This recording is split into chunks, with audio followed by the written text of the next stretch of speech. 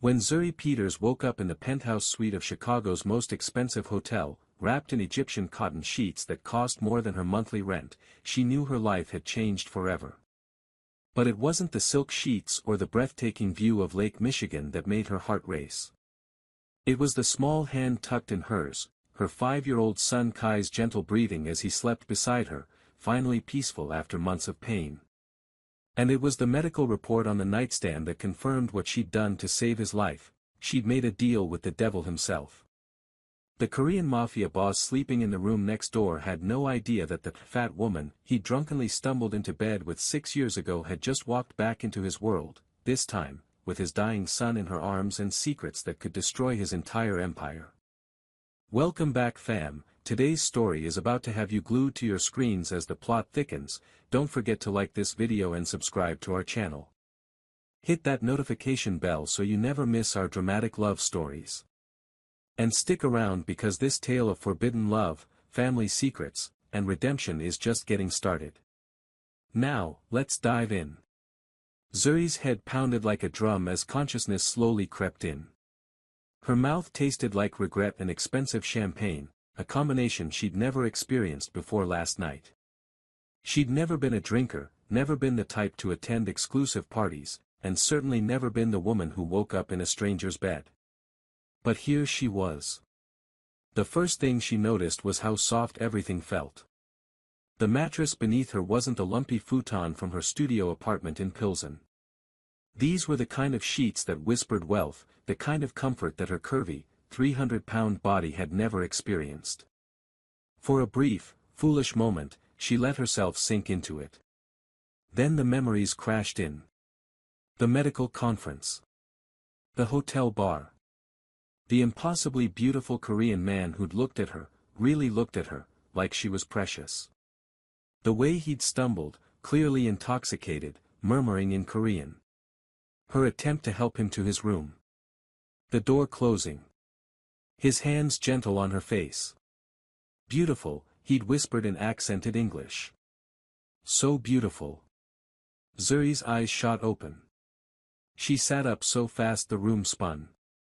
Beside her, the bed was empty but still warm. Through the cracked bathroom door, she could hear water running. She had approximately 90 seconds to get out of there before facing the mortification of her life. Her clothes were scattered across the floor, her clearance rack dress, her worn shoes, her practical cotton underwear mixed with what looked like a custom-tailored suit that probably cost more than her car. She dressed faster than she ever had, her hands shaking as she zipped and buttoned. The water shut off. Zuri grabbed her purse and ran, her heart hammering against her ribs. She didn't stop running until she was 3 blocks away, tears streaming down her face, her lungs burning.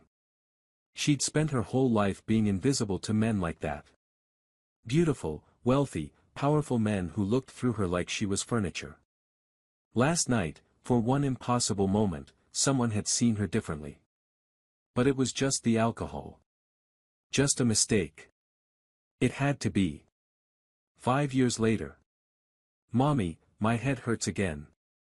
Zuri looked up from the medical bills spread across her tiny kitchen table to see her son Kai standing in the doorway of their apartment, his small hand pressed against his temple. At 5 years old, he had his father's striking features, those distinctive eyes, that elegant bone structure, mixed with her own rich brown skin and soft curls. He was the most beautiful thing she'd ever created, and he was dying. Come here, baby. She opened her arms, and Kai shuffled over, climbing into her lap despite the fact that she was sitting in a kitchen chair. He was so small for his age, so fragile. The leukemia was eating away at him, and she was powerless to stop it.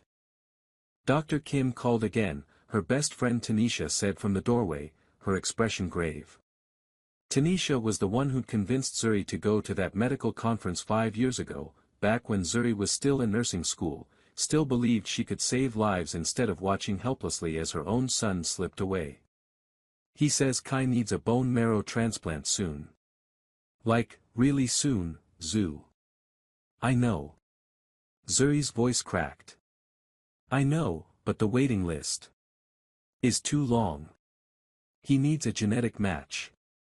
He needs his father, Zuri. Zuri closed her eyes, breathing in the scent of Kai's strawberry shampoo. His father. The man whose face she'd dreamed about for 5 years, whose name she didn't even know. She'd tried to find him, of course. After she discovered she was pregnant, after she realized she was going to keep the baby despite her mother's objections, despite the logical part of her brain screaming that she couldn't do this alone. But all she had was a blurry photo from the hotel's security camera that her friend who worked there had managed to pull, a tall Korean man in an expensive suit entering the elevator. It wasn't enough. I don't even know how to find him, Tanny. Tanisha pulled out her phone, her expression unreadable. What if I told you I might have figured out who he is? Zuri's heart stopped. What? You remember how I've been working at that new Korean restaurant in River North? The fancy one? Tanisha sat down across from her, her voice dropping to a whisper even though they were alone in the apartment. Some very important people eat there, Zoo. Like, scary important. And last week, I saw someone who looked exactly like that security photo. I'm talking identical. Same build, same face, same way of moving, like he owns every room he walks into. Tanny. His name is Kang Dae-won. And girl, you need to sit down for this part, except you already are sitting down, so just, hold on to something. What? Just tell me. Tanisha took a deep breath. He's the head of the Kang family. The Korean Mafia family that basically runs half of Chicago's underground operations. The room tilted. No, Zuri whispered. No, that's impossible. He was drunk, he was. The heir to one of the most powerful crime families in the Midwest, Tanisha finished. I'm so sorry, Zoo. But if he's Kai's father, he's literally the only person who can save him. And you're going to have to walk into the lion's den to ask for his help. Zuri looked down at Kai, who had fallen asleep in her arms, his breathing shallow and labored. His lips had a bluish tint that terrified her. Dr. Kim had given him 3 months, maybe 4 if they were lucky. She had no choice. She would walk into hell itself if it meant saving her son. The Kang family mansion sat on the outskirts of Chicago like a fortress, all stone walls and iron gates and security cameras. Zuri stood at the gate, Kai's small hand clutched in hers, and wondered if she was making the biggest mistake of her life. Mommy, this house is really big, Kai whispered, his eyes wide. He was having a good day today, which meant he could walk on his own and the pain wasn't too bad. She treasured every moment of it. It is, baby. Really big. The intercom crackled. State your business. The voice was cold, professional, speaking in accented English. Zuri pressed the button with a shaking hand. My name is Zuri Peters. I need to speak with Kang Dae-won. It's about his son. Silence stretched for so long she thought they'd been disconnected. Then, wait there. 20 minutes later, the gates opened. A black SUV pulled up, and 2 men in dark suits emerged. They didn't point weapons at her, nothing that obvious, but their presence was threatening enough. Ms. Peters, one of them said, his eyes flicking to Kai with something that might have been curiosity. You and the child will come with us. You'll be searched for weapons. I'm a nurse, not an assassin, Zuri said, but she let them pat her down, let them go through her purse, let them examine every inch of the diaper bag she carried with Kai's medications. The one holding Kai's anti-nausea medication paused. The child is sick. Leukemia, Zuri said quietly. That's why I'm here. Something shifted in the man's expression. He nodded to his partner, and they were ushered into the SUV. The ride to the main house took 5 minutes down a private driveway lined with cherry blossom trees. Zuri held Kai close, whispering reassurances she didn't feel. The mansion was even more imposing up close. All dark wood and modern architecture, wealth screaming from every angle. They were led inside, through hallways decorated with expensive art and traditional Korean pottery, until they reached a set of double doors. "Wait here," one of the guards said, then disappeared inside. Zuri could hear raised voices beyond the doors, rapid Korean, angry and sharp. Then silence. The doors opened. And there he was. Kang Dae-won looked exactly as she remembered and nothing like him at all. The drunk, vulnerable man who'd called her beautiful was gone. In his place stood someone carved from ice and authority. He was tall, she'd forgotten how tall, with sharp, handsome features and eyes that could cut glass. He wore a black suit that probably cost more than her yearly salary, his dark hair styled perfectly. Those eyes swept over her, clinical and cold, taking in her clearance rack dress, her natural hair pulled back in a practical bun, her curves that had only become more pronounced after pregnancy. His lip didn't curl in disgust, but she saw the absolute lack of recognition in his gaze. He didn't remember her. Of course he didn't. Then his eyes dropped to Kai, and everything changed. His face went completely blank, all emotion draining away in a way that was somehow more frightening than anger would have been. "Explain," he said, his voice deep and commanding. "Now." Zuri lifted her chin. She'd faced prejudice her whole life, for her weight, for her skin color, for being a single mother. She'd survived poverty and medical school debt and her mother's disappointment. She could survive this. 6 years ago, at the Palmer House Hotel, you and I spent the night together. You were intoxicated. I was sober but stupid. 9 months later, I had your son. She pushed Kai forward gently. His name is Kai. He's 5 years old, and he's dying of leukemia. He needs a bone marrow transplant from a genetic match. I need you to get tested. Dae-won's expression didn't change. I've never seen you before in my life. You were drunk. I'm not surprised you don't remember. I don't sleep with, he stopped himself, but Zuri knew what he'd been about to say. Women like you. Fat women. Black women. Poor women. And yet you did, she said softly. I have the hotel records. I have the timeline. And if you have any doubts, we can do a paternity test. But your son doesn't have time for your denial, Mr. Kang. He has maybe 3 months to live. A woman's voice cut through the tension like a blade. What is the meaning of this disruption? Zuri turned to see an elegant older Korean woman entering the room, her presence commanding immediate respect. She wore a traditional hanbok in deep burgundy, her silver hair pulled back in a perfect bun. Everything about her screamed power and old money. Mother, Dae-won said, his voice tight. This woman claims. I heard what she claims. The woman, Dae-won's mother, approached Kai, studying him with sharp, intelligent eyes. Zuri instinctively pulled her son closer. The woman spoke in rapid Korean to Dae-won. He responded in the same language, his tone defensive. The argument escalated, other family members appearing in the doorway, younger men and women who had to be siblings or cousins, all beautiful, all clearly wealthy, all staring at Zuri like she was something they'd scraped off their shoes. Finally, the matriarch held up one hand. Silence fell immediately. We will do the paternity test, she announced in English, her accent thick but her words clear. If this child is my grandson, we will discuss what happens next. If he is not, you will be charged with attempted extortion and fraud. Do you understand, Ms. Peters? Zuri nodded, her throat tight. I understand. Good. Secretary Lee, take them to the medical wing. Dr. Park will perform the test. The woman's eyes narrowed.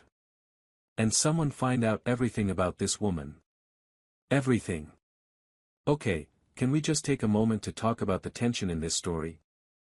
Poor Zuri is literally fighting for her son's life while facing a family that clearly doesn't want her there. If you're invested in seeing how this plays out, go ahead and smash that like button. Drop a comment below telling me whose side you're on, Team Zuri or Team Kang. And don't forget to subscribe because this story is about to get so much more intense. Now, back to the drama. They were given a room in the mansion's guest wing, room that was actually a luxury suite bigger than Zuri's entire apartment.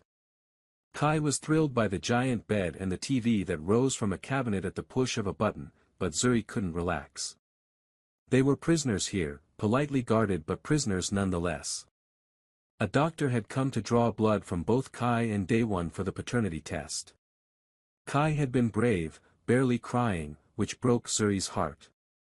He'd been poked and prodded so many times in his short life that needles barely fazed him anymore. Now they waited. Tanisha had texted her 17 times in the past hour, but Zuri couldn't bring herself to respond. What would she even say?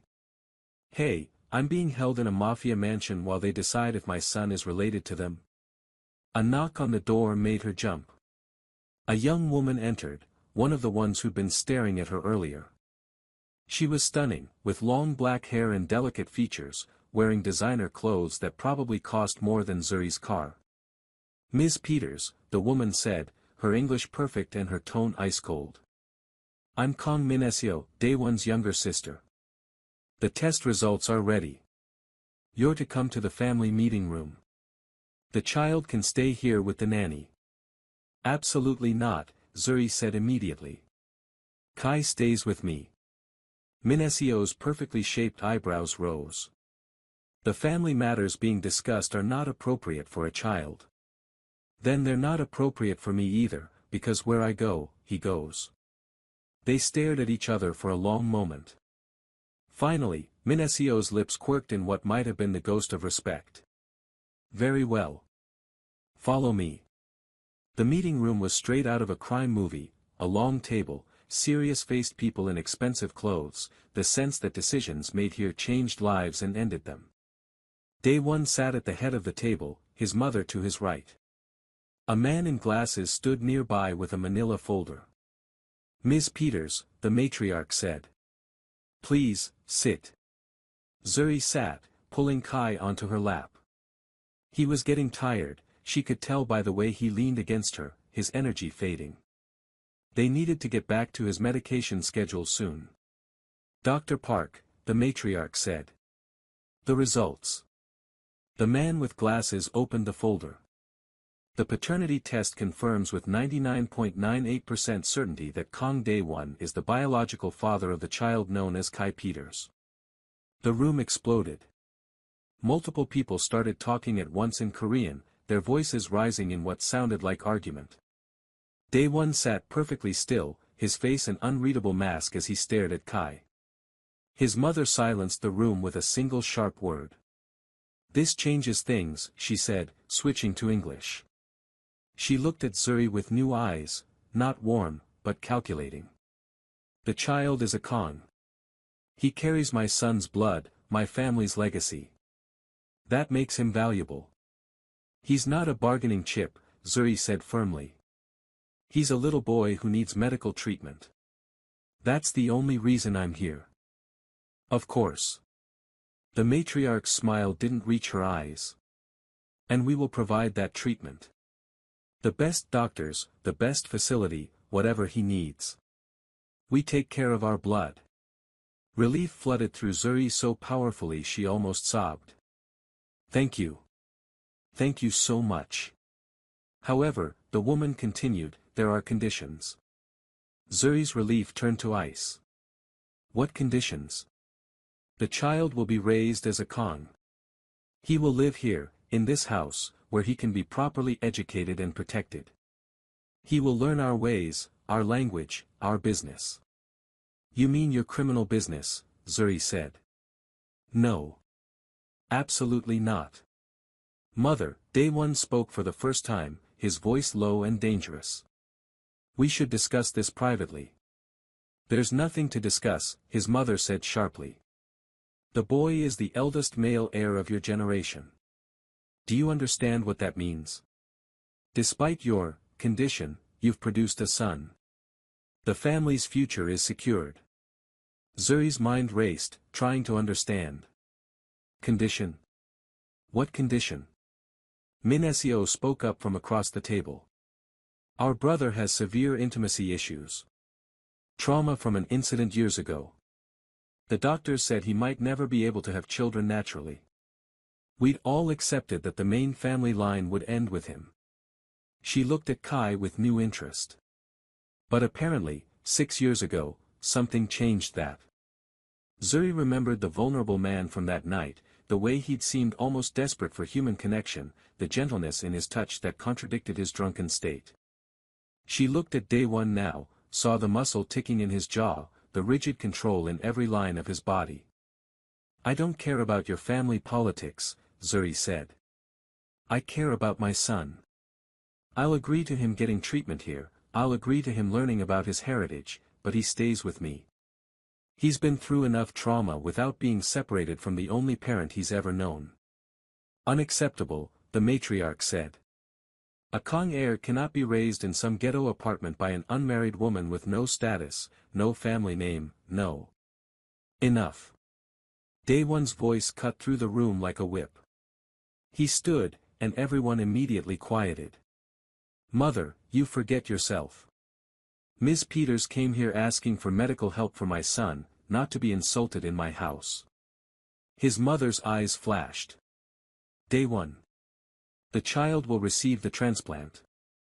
Ms. Peters and Kai will stay in the guest house during his treatment and recovery. After that, we will discuss custody arrangements like civilized people, not feudal lords." He turned to Zuri, and for just a moment, she saw something besides ice in his eyes. "Is this acceptable to you?" It wasn't, not really. But Kai was fading against her chest, his breathing labored. She had no leverage here, no power. All she had was a mother's love and a desperate hope. "Yes," she whispered. "It's acceptable." The guest house was a cottage on the edge of the estate property, a cottage that was still bigger and nicer than anywhere Zuri had ever lived. It had 2 bedrooms, a full kitchen, a living room with a fireplace, and windows that overlooked a garden currently blooming with roses. It was also clearly bugged and monitored, but Zuri was too exhausted to care. Kai was asleep in the master bedroom, tucked into sheets softer than clouds, his medication administered by the private nurse who'd been assigned to them. Dr. Park had confirmed that Day One was a perfect match for the bone marrow transplant and that they could schedule the procedure for the end of the week. Her baby was going to live. Zuri sat on the couch and cried until she had no tears left. A knock on the door startled her. She wiped her face quickly, trying to compose herself, but when she opened the door and saw Day One standing there in the gathering twilight, she knew her puffy eyes and tear-stained face gave her away. "May I come in?" he asked, his voice softer than she'd heard it. She should say no. She should slam the door in his face and protect what was left of her dignity. Instead, she stepped aside. He moved past her into the cottage, his presence somehow making the spacious room feel smaller. He'd changed from the suit into black slacks and a simple white dress shirt, the sleeves rolled up to reveal surprisingly muscular forearms. It made him look more human, less like an ice king. "The boy, Kai, is he comfortable?" Day One asked, his hands in his pockets. "Yes. He's asleep. The nurse gave him his evening medications." "Good. That's good." He fell silent, and for a long moment, they just stood there in the dimming light. Finally, Zuri couldn't take it anymore. "Why are you here, Mr. Kong?" "Day One," he corrected. "If you're the mother of my child, you should call me Day One." "Fine. Why are you here, Day One?" He turned to look at her fully, and the intensity in his gaze made her breath catch. "I'm trying to remember you," he admitted. "From that night. I've been trying all day, going through my memories, my schedule from 6 years ago. I found the notation. I was in Chicago for a business meeting, stayed at the Palmer House. I drank heavily that night, which I rarely do. But I can't remember, you." The words shouldn't have hurt as much as they did. Zuri wrapped her arms around herself. "Like I said, you were very drunk. That doesn't make it right." He stepped closer. "I don't remember, but I believe you. Not just because of the paternity test, but because Kai looks like me. Everyone sees it. He has my eyes, my nose, the same ear shape as my grandfather. He has my smile, Zuri said quietly. And my stubbornness. I don't doubt that. The corner of his mouth twitched in what might have been the start of a smile. I'm told you argued with 3 of my security guards and 2 of my siblings today. They're all somewhat terrified of you. Despite everything, Zuri felt a surprised laugh bubble up. Good. They should be. I'm a black woman from the south side of Chicago. I've survived things that would make your mafia business look like a tea party. This time, he definitely smiled. It transformed his face, making him look younger, more like the man she'd met 6 years ago. I believe that too. The moment stretched between them, fragile and strange. Then Day One's expression sobered. I need you to understand something, he said. My mother wasn't exaggerating about the family politics. Kai being my son, my heir, it changes everything. There are people in this world who would hurt him to hurt me, to hurt the family. Rival organizations, enemies we've made, even factions within our own allies who might see him as a threat or an opportunity. Zuri's blood ran cold. Are you trying to scare me? I'm trying to be honest with you. If Kai is known as my son, his life will never be normal. He'll always have guards, always be watched, always be a target. Day One's jaw tightened. And there's another complication. What? The Korean Mafia families are traditional. Very traditional. Having an heir outside of marriage, with a woman who isn't Korean. He paused. There will be people who challenge his legitimacy. Who use his mixed heritage against him. Zuri had been dealing with prejudice her whole life, but hearing it laid out so bluntly in relation to her son made her want to burn the world down. So what are you saying? That Kai should just deny who he is? Hide? No. Day One's eyes met hers, intense and unwavering. I'm saying that I need to make a decision that will protect him and legitimize his position in a way no one can challenge. What decision? I'm saying, he continued, his voice low and serious, that you and I should get married. Zuri stared at him, certain she'd misheard. What? Married? A proper wedding, legal documents, the whole ceremony. It would legitimize Kai's birth retroactively in the eyes of the traditional families. It would give you the protection of the Kong name. It would make you untouchable. That's insane, Zuri whispered. You don't even know me. You don't remember me. You don't. I know that 6 years ago, something about you broke through barriers that I thought were unbreakable, Day One said quietly. I know that you raised my son alone for 5 years, that you kept him safe and loved despite having nothing. I know that you walked into a mafia stronghold with your head high to save his life. That takes a kind of courage that most people don't have. That's not a reason to get married.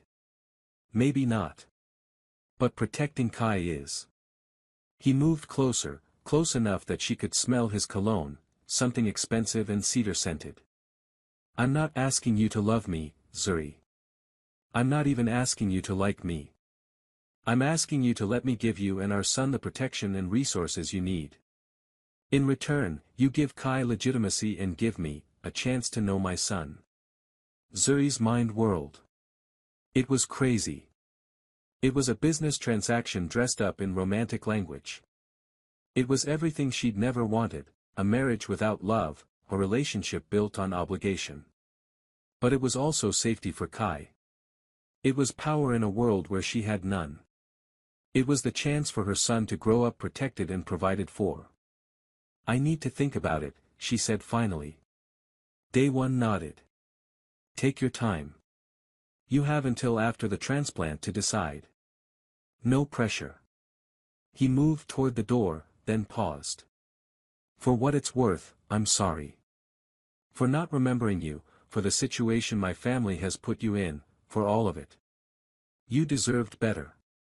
Then he was gone, leaving Zuri alone with a proposal that would change her life forever and no idea what to do about it. The day of the transplant, the mansion was tense with an energy Zuri couldn't quite name. She'd been awake since 4 in the morning, unable to sleep, watching Kai rest peacefully in his bed and praying to every god she could name that this would work. Dr. Park had explained the procedure in detail. They would harvest bone marrow from day 1 under anesthesia, then transplant it into Kai. It was relatively routine as far as medical procedures went, but there were always risks: infection, rejection, complications from Kai's already weakened immune system. "Mommy?" Kai's sleepy voice pulled her from her thoughts. "Is it today?" "Yeah, baby. It's today." She climbed into bed with him, holding him close. "You remember what the doctor said? It might hurt a little, but then you're going to start feeling better. The medicine in your daddy's bones is going to help your body fight the bad cells." Kai nodded against her chest. He'd taken the revelation that day 1 was his father surprisingly well, with the adaptability of children. "Daddy said he'd be brave if I was brave." "When did he tell you that?" "Yesterday. He came to read me a story." Kai smiled. "He's not very good at the funny voices like you are, but he tried really hard." Zuri's heart clenched. Over the past week, day 1 had been visiting the cottage daily, usually in the evenings. He'd sit awkwardly on the floor with Kai, letting the boys show him toys or books, answering endless questions about the mansion and the gardens with surprising patience. He was trying. It was clear he had no idea how to be a father, but he was trying. "Your daddy's very brave," Zuri said softly. "And so are you." The medical team arrived at 7. They transferred Kai to the mansion's private medical wing, a facility that looked more like a luxury hospital than anything else. Day 1 was already there, dressed in a hospital gown, his normally perfect hair slightly mussed. "Hey, little warrior," he said when he saw Kai. The nickname had started 3 days ago and stuck. "Ready to do this?" Kai nodded solemnly. "Ready. That's my boy." The procedures happened simultaneously in adjoining rooms. Zuri held Kai's hand as the anesthesia took effect, watching her baby's eyes flutter closed, then sat in the observation area where she could see both rooms through glass windows. Day 1's mother appeared beside her, silent and rigid. They hadn't spoken much since the initial confrontation, but now the older woman's eyes were fixed on the same windows. "He was always gentle," she said suddenly, her English more accented than usual. "Even as a boy. Soft-hearted. It made him vulnerable in our world." Zuri didn't respond, not sure where this was going. "When he was 16, there was an incident. A rival family's daughter. She was sent to seduce him, to get information. He cared for her. Trusted her." The matriarch's voice hardened. "She tried to kill him. He survived, but the trauma, it changed him. Made it impossible for him to be close to anyone, especially women." "Why are you telling me this?" Zuri asked quietly. "Because I saw the hotel security footage. From 6 years ago." The older woman's gaze shifted to Zuri. "My son was drunk, yes. Vulnerable, yes. But he was also smiling. Laughing. I haven't seen him look that unguarded in years." She paused. "I don't know what you did that night, Ms. Peters, but somehow you reached him when no one else could. That makes you either very dangerous or very valuable."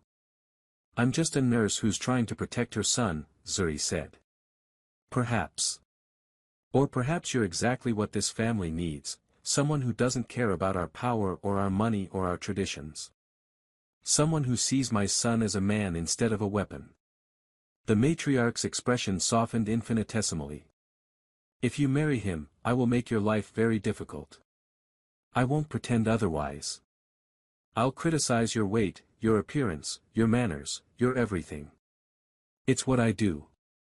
"Then why would I possibly agree to this?" "Because underneath all that criticism, I will also protect you and that child with every resource I have. You'll be family. And I protect family above all else." She stood, smoothing her hanbok. Think about it, Ms. Peters. Power is a double-edged sword, but it's still better than being powerless. The procedures took 3 hours. Both Daewon and Kai came through successfully, though Kai would need to stay in isolation for several weeks to prevent infection while his body adjusted to the new bone marrow. Zuri split her time between both rooms, checking on Kai, who slept peacefully in the sterile environment, and sitting with Daewon, who woke up groggy and in pain. "Kai," was the first word he said. "Perfect," Zuri assured him. "The transplant went smoothly. Dr. Park is very optimistic." Relief washed over his features. He tried to sit up, winced, and fell back against the pillows. "I feel like I was hit by a truck." "You just had bone marrow harvested. You're supposed to feel terrible." She adjusted his fore without thinking, her nursing training kicking in. "But you did it. You saved him." "We saved him," Daewon corrected. His hand found hers on the blanket, his fingers warm. "You kept him alive long enough to find me." "That wasn't easy." "No," Zuri admitted, her throat tight. "It really wasn't." "Then we make a good team." She looked down at their joined hands, her dark brown skin against his lighter tone, her practical short nails against his long fingers. They shouldn't fit together. Nothing about this situation should work. But somehow, impossibly, it did. "Okay," she whispered. "Okay, what?" "Okay, I'll marry you." She met his eyes, saw the surprise there. "Not because I love you, I don't even know you. And not because I care about your money or your power. But because Kai deserves to grow up safe and protected. Because he deserves to know his father. And because maybe we could figure out how to make this work. As partners, if nothing else." Daewon's fingers tightened on hers. "Partners," he agreed. "I can work with that. But I have conditions," Zuri continued, her voice growing stronger. "I finish my nursing degree. I don't become some trophy wife locked in a mansion. I get to make my own choices about my life, my career, my body. And if you ever lie to me or betray me or use Kai as a pawn in your family politics, I will take him and disappear so completely you'll never find us. Understood?" A slow smile spread across Daewon's face, the first real smile she'd seen from him. "Understood. Do you have any more demands, future Mrs. Kong?" "Just one. When Kai asks about how we fell in love, we tell him a better story than the truth. He deserves to believe in romance, even if we're just playing house." "Deal." Daewon brought her hand to his lips, pressing a gentle kiss to her knuckles. "But for the record, I don't think we're playing house. I think we're building something real. It might take time, but I think we'll get there." Zuri wanted to argue, wanted to protect her heart from hoping. But looking into his eyes, seeing the sincerity there, she found herself believing him. Maybe they could make this work. Maybe love could grow from the strangest beginnings. Maybe, just maybe, this crazy plan would turn into something beautiful. 3 months later, Zuri stood in front of a full-length mirror in a private room at the Kong estate, staring at her reflection and wondering if this was real life. The wedding dress had been custom-made by a designer she'd never heard of but who apparently dressed celebrities and royalty. It was ivory silk, cut to flatter her curves rather than hide them, with delicate beading that caught the light. The designer had actually cried when Zuri first put it on, calling her a goddess, a vision, perfection. Zuri had spent her whole life being told she was too fat, too dark, too much. Hearing the opposite was still strange. "Girl, you look incredible," Tanisha said from behind her, resplendent in a deep purple bridesmaid dress. "Like, I'm not even playing." "You're stunning." "I feel like an imposter," Zuri admitted. "Like I'm playing dress-up in someone else's life." "Stop that." Tanisha came to stand beside her, meeting her eyes in the mirror. "This is your life. You earned this.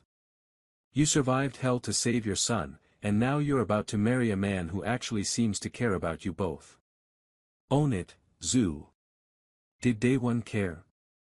Over the past 3 months, as Kai recovered from the transplant with miraculous speed, she and Daewon had spent increasing amounts of time together. Learning each other. Building something that looked almost like friendship. He made her laugh with his dry humor. He listened when she talked about her nursing studies, actually engaged with her ideas. He was patient with Kai, gentle in a way that contradicted his fearsome reputation. And sometimes, when he looked at her, she saw heat in his eyes that made her remember that night 6 years ago. But love? That was still uncertain territory. A knock on the door announced Daewon's sister, Min Seo, who had surprisingly become an ally over the past months.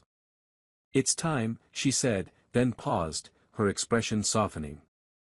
"You look beautiful. Really beautiful. My brother is a lucky man." The wedding was taking place in the mansion's gardens, which had been transformed into something from a fairy tale. White flowers everywhere, elegant seating for 200 guests, a string quartet playing classical music. It was excessive and perfect and nothing like what Zuri would have chosen for herself. But when she saw the look on Daewon's face as she walked down the aisle, none of that mattered. He stood under an arch covered in white roses, wearing a black tuxedo that fit him perfectly. But it was his expression that stole her breath, wonder and heat and something that looked a lot like reverence. He thought she was beautiful. Not despite her size or her dark skin or her background, but because of all of it. She could see it in his eyes. The ceremony was a blend of Korean and American traditions, with vows in both English and Korean. When it came time for the kiss, Daewon cupped her face with gentle hands, his thumbs brushing her cheeks. "Thank you," he whispered, so quietly only she could hear. "For giving me a chance." Then he kissed her, and it was nothing like that drunken night 6 years ago. This was intentional, tender, and full of promise. The crowd erupted in applause, but Zuri barely heard it over the pounding of her heart. The reception was a whirlwind of people she didn't know, speaking languages she didn't understand, all coming to pay respects to the new Mrs. Kong. Daewon stayed by her side the entire time, his hand at the small of her back, quietly translating when needed and running interference when his mother got too critical. But the best moment came when Kai, now healthy, his color back, his energy restored, ran up to them during the dancing portion. "Mommy. Daddy. Can we dance together?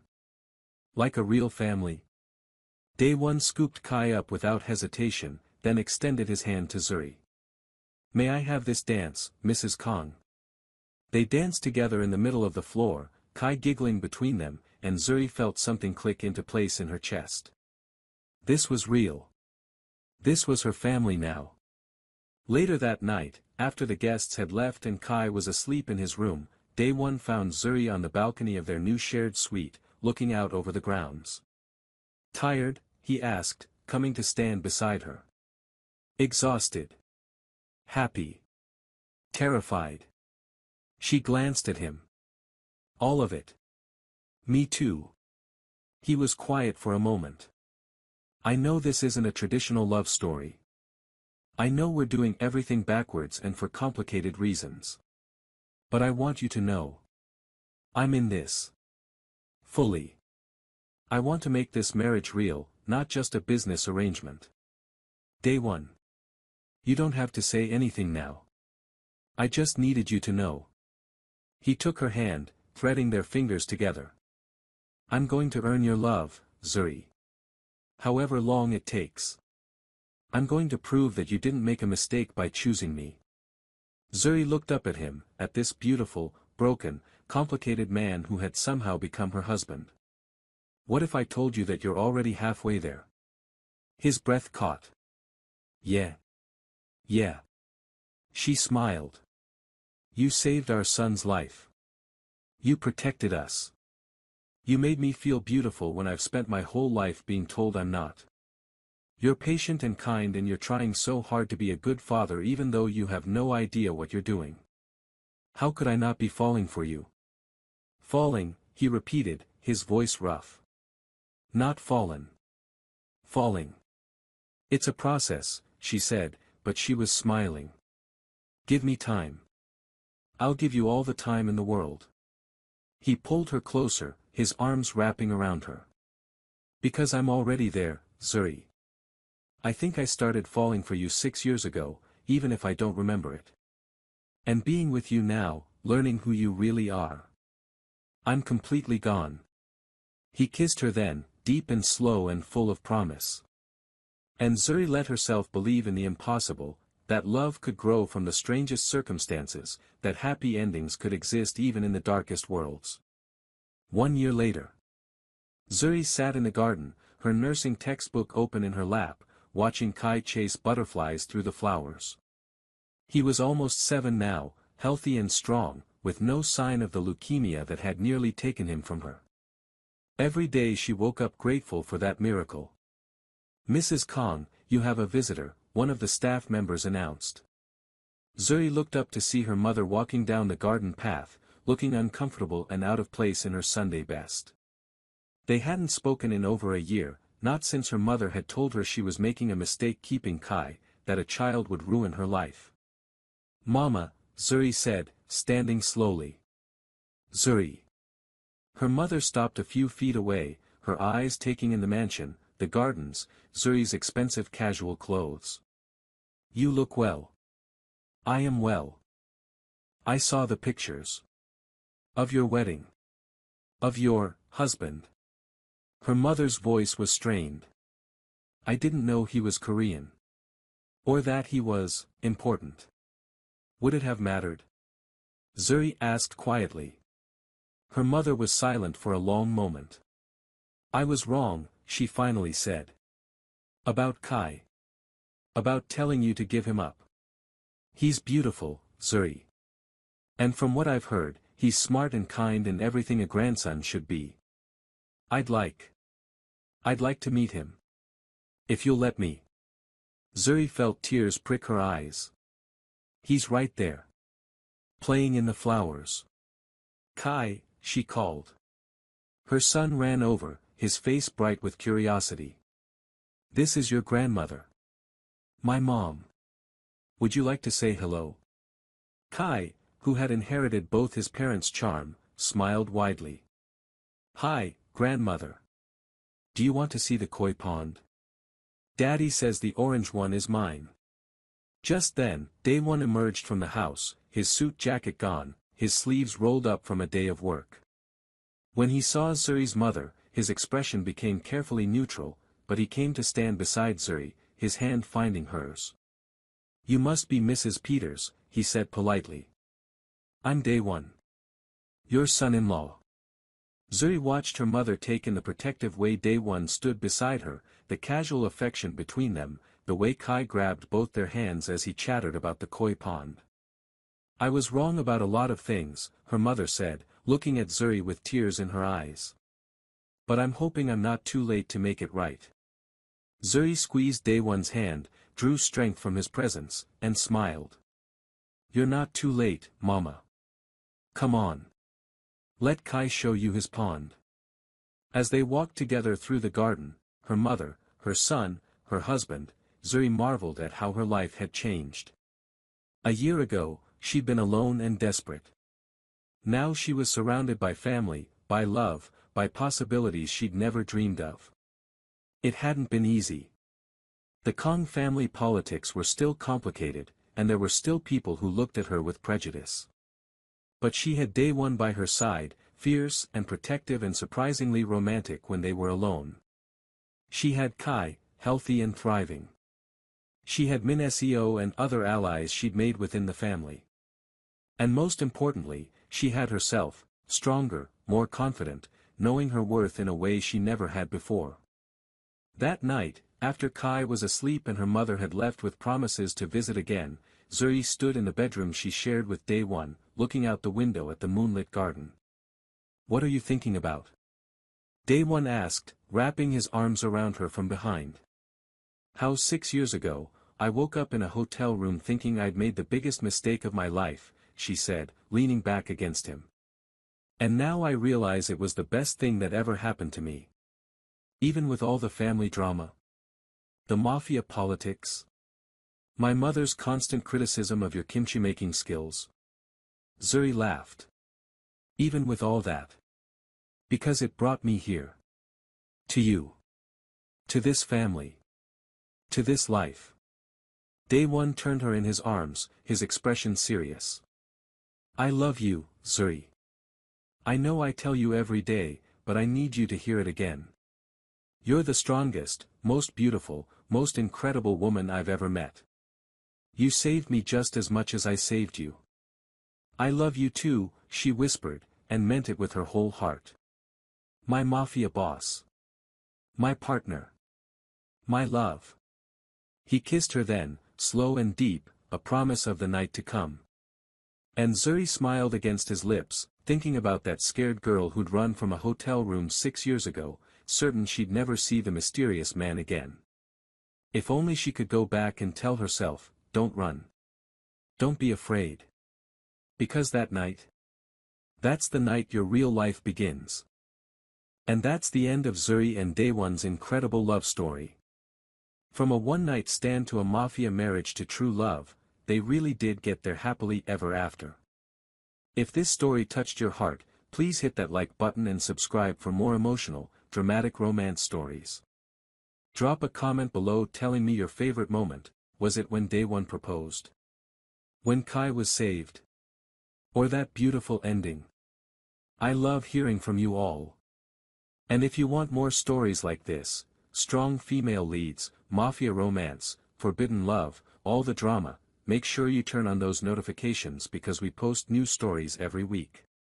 Thank you so much for watching, and I'll see you in the next story. Until then, keep believing in love.